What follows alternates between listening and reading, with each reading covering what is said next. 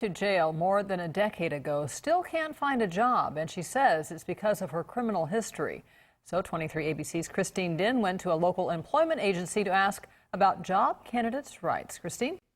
Well, to tell or not to tell, that is a question many ex-felons wonder when they get into the criminal history portion of job applications. Turns out you must tell, but only regarding a certain time frame. When Natasha Austin is not busy with her numerous church ministries, she's on the computer, filling out job applications and making phone calls. And I was just calling to check the status. Every day means another job application to fill. I've sent to hospitals, to labs, private doctor's offices. And every week. Hi, Mr. Furr. This is Natasha Austin.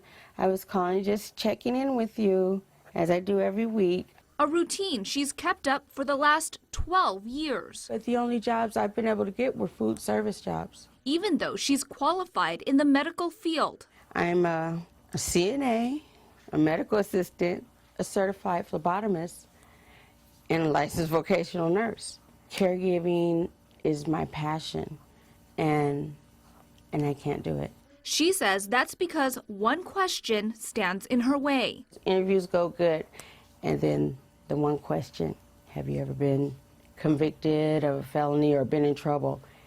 And I answer yes, and then I never get the call for the job. It's devastating.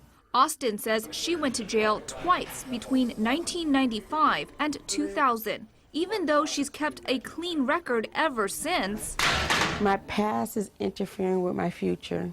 So 23 ABC asked employment agency manager Tammy Borda for advice. Don't hide from your past, be upfront about it, but also know your rights. The federal law dictates that an employer can pull a criminal background check for 7 years, the last 7 years.